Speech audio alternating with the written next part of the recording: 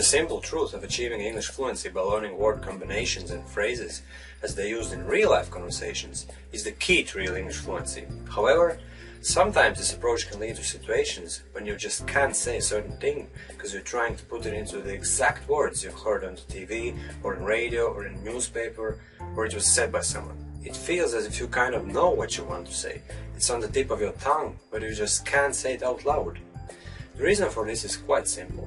The certain phrase hasn't been repeated enough times to settle it in your brain, so your mouth doesn't know how to speak, although your brain would instantly recognize the particular phrase and you would know, yes, that's what I wanted to say. So where's the solution? It's simple.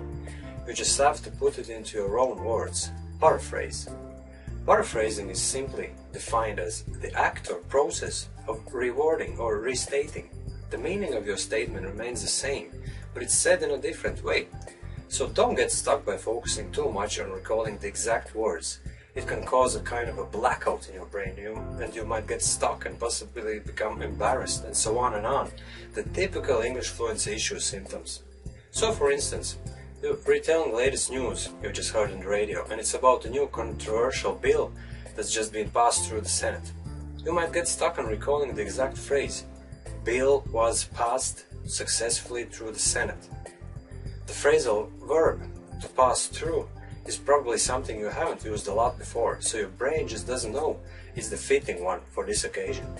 The solution is to stop the conversation for a split second, stop struggling for the exact word that keeps evading you, and use simple words to explain what you wanted to say. And bear in mind, there are no words too simple. No one will think your speech is childish or whatever. So you can paraphrase. The Senate accepted the bill, or the Senate voted in favor of the bill.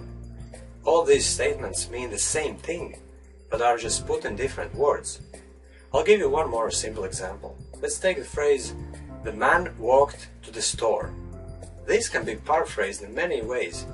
The guy walked to the store, or the man walked to the shop.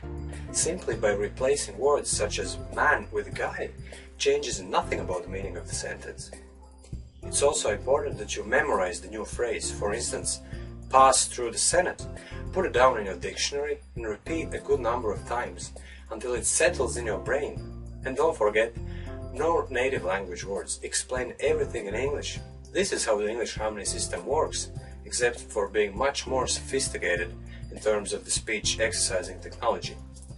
Paraphrasing is an essential element of any language, and even when you have acquired the necessary minimum of spoken English phrases, paraphrasing will happen naturally. Can you think of examples in your own native language? I'm sure there are thousands. Even if you're not aware, paraphrasing has been taught to us from an early age. In school, for example, we're asked to write reports on entire books in 1,000 words. Essentially, all you're doing is paraphrasing the book. Without copying the exact text, you describe the events and characters in the book. Paraphrasing also gives your speech its own unique signature or identity. If we take the example above, the man walked to the store. In the English language, there are many words for man. You can say guy, chap, fellow, and so on. Which one you use depends on your own preference. At all stages of learning the English language, we subconsciously choose certain words in favor of others. So never be afraid to use different words when describing the same events.